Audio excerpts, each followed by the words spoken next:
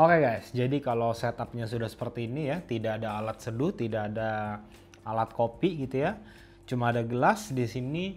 Artinya gue ini mau membahas sesuatu hal gitu ya. Sebenarnya hal ini gue udah notice sebenarnya itu dari tahun 2022 lah, sesudah COVID mulai mereda ya.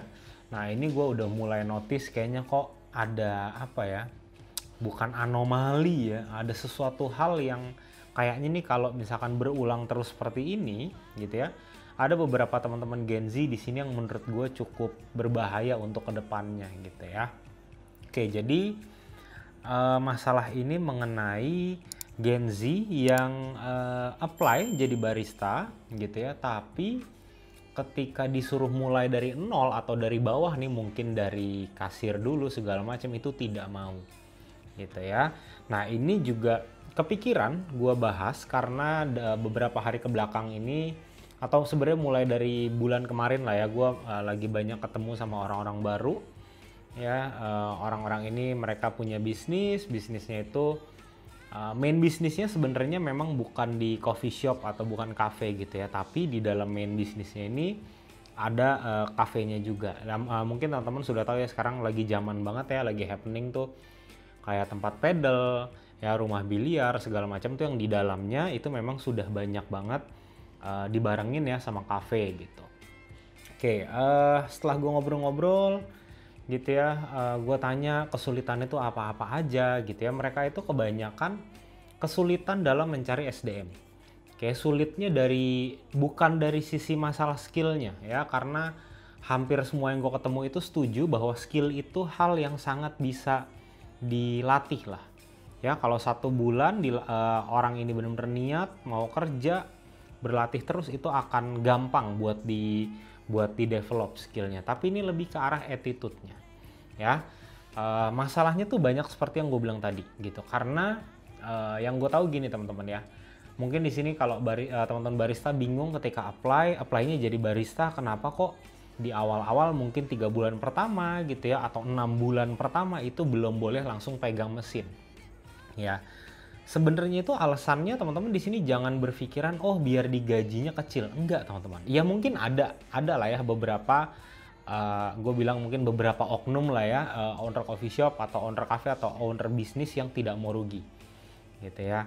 Tetapi tujuan utamanya tuh menurut gue bukan itu ya. Tujuan utamanya ini lebih ke arah biar teman-teman yang baru ya itu bisa lihat nih pace kerjanya seperti apa, flow kerjanya seperti apa ya, budaya kerja di coffee shop itu seperti apa.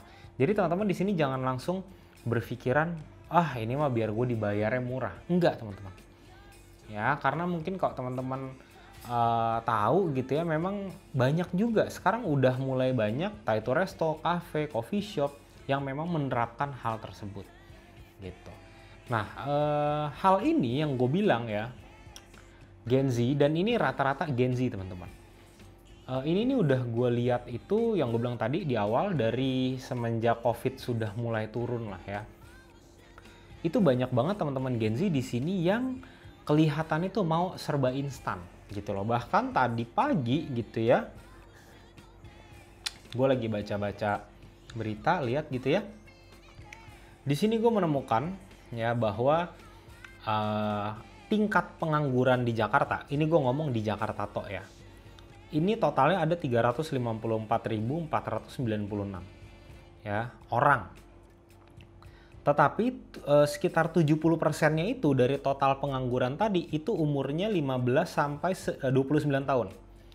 Ya, itu ada sekitar 249.000 orang. Anggaplah ya umur 15 sampai 17 atau sampai 18 lah ya.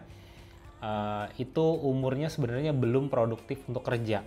Let's say lulus SMK itu mungkin 18-19 tahun. Ya, anggap deh ya mungkin ada 200.000 orang berarti nih ya, dari umur 18 atau 19 sampai 29 tahun. Ya, yang mana itu umur produktif yang seharusnya teman-teman itu benar-benar manfaatkan untuk bangun kebiasaan yang baik, jangan malas-malesan gitu ya. Dan gue di sini nggak mau bilang harus kerja keras, enggak juga sih. Ya kerja keras juga, tapi harus kerja yang pintar juga, mesti pakai otak lah gitu ya. Karena teman-teman Gen Z ini apa ya, bisa dikatakan ini lahir di zaman yang bener-bener sangat enak lah.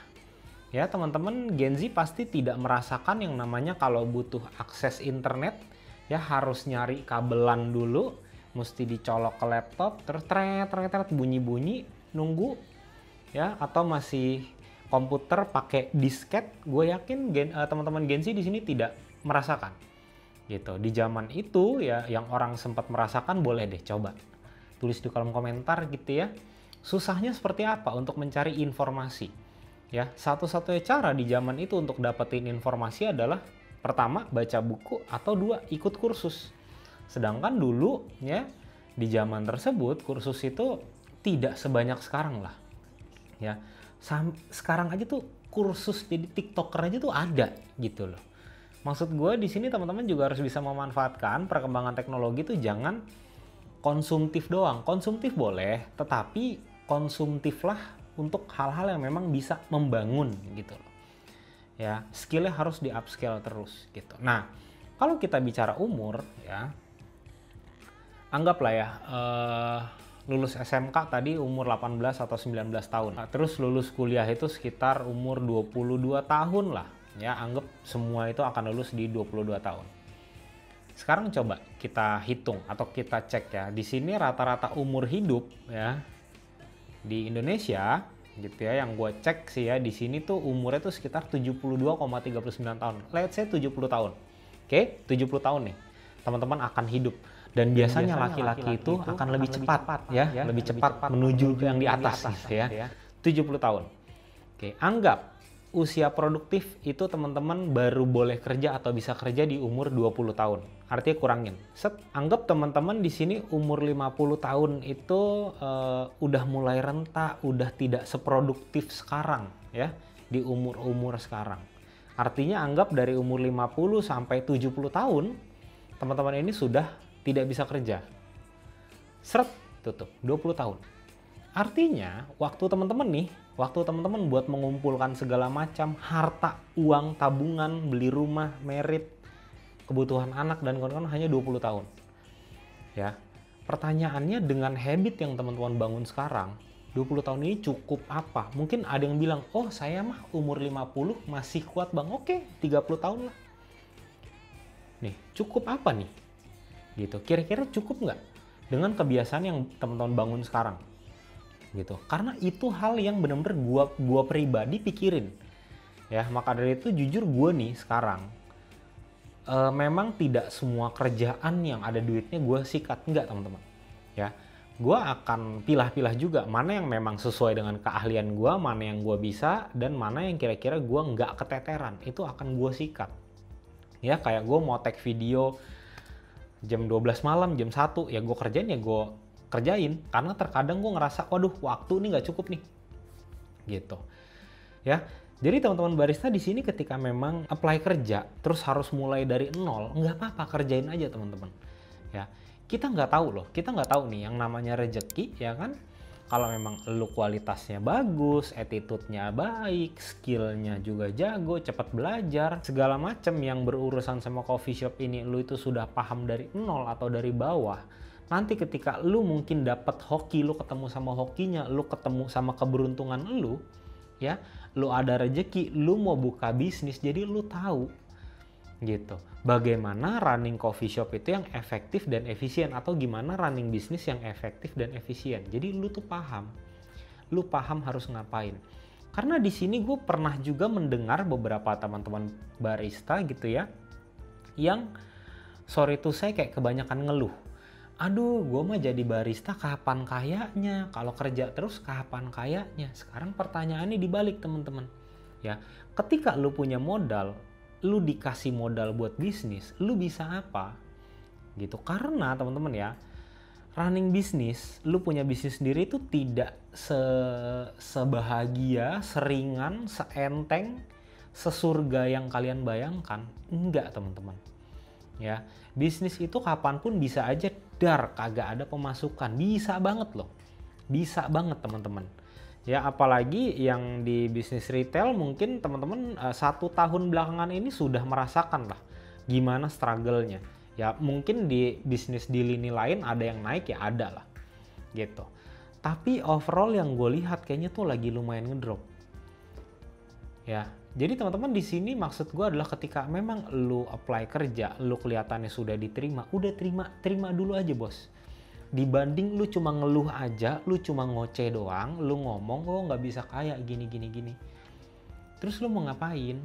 Lu butuh uang gitu. Karena simpelnya yang selalu gua ngomong adalah, kalau lu masih butuh duit, jangan terlalu milih-milih deh. Ada di depan mata apa, sikat aja udah.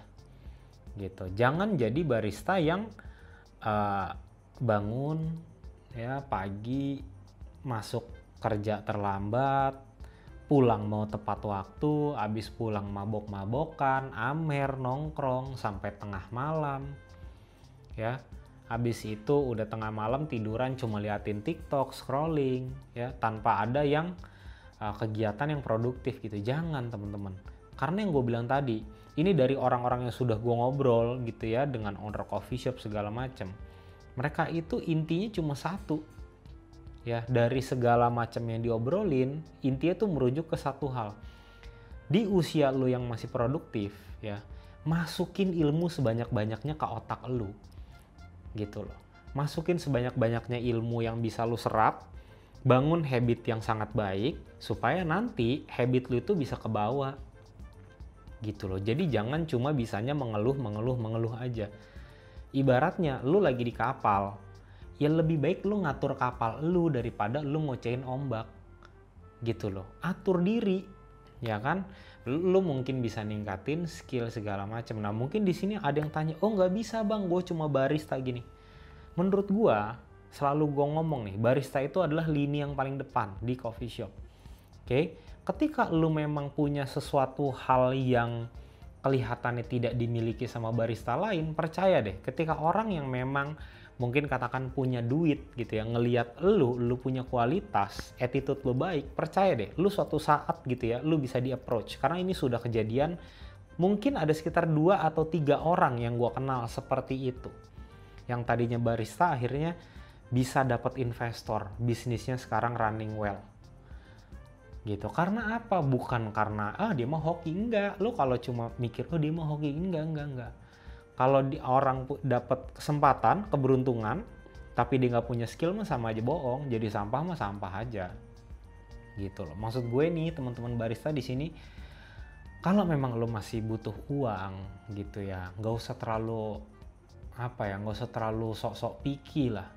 Dijalanin aja. Tapi di sini gue memang tidak menutup mata, banyak banget lah ya owner coffee shop atau owner bisnis apapun itu yang culas itu ada lah, pasti ada. Dan gue juga ngeliat banyak juga beberapa barista yang memang punya kualitas ya, punya kualitas nih, skillnya bagus, attitude-nya bagus, kerjanya bener, tapi dapat bos yang bener-bener pelit nih atau enggak fair.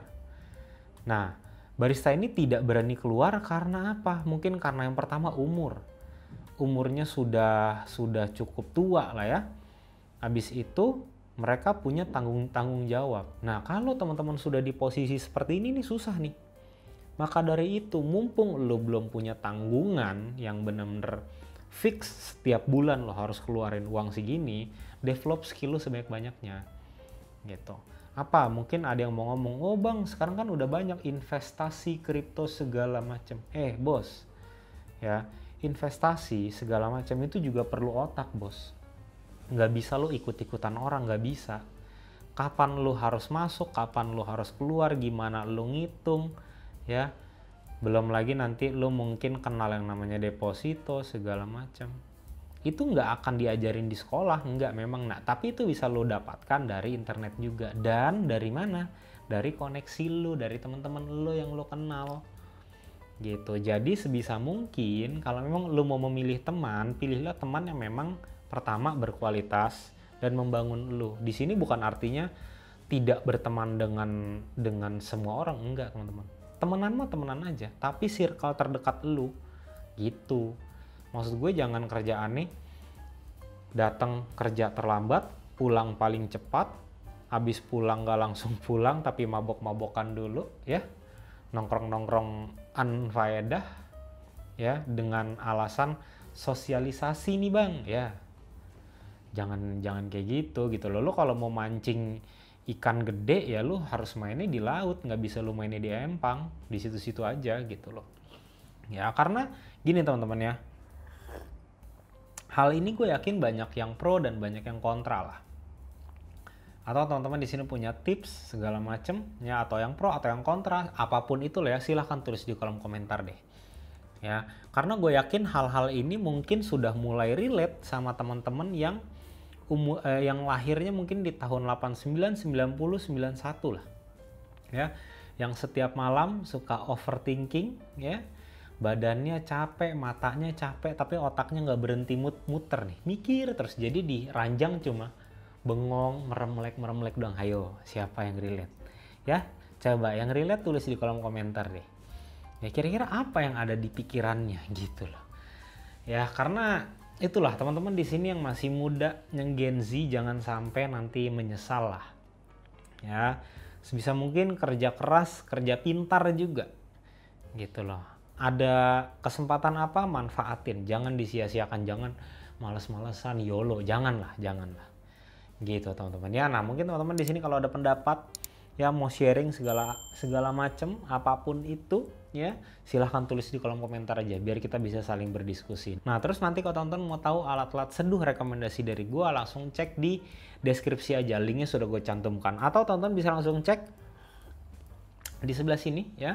Ini ada fitur dari YouTube Shopping, teman-teman klik aja di situ, sudah gue masukkan beberapa alat seduh rekomendasi dari gue. Oke teman-teman, sampai ketemu di video selanjutnya. Thank you.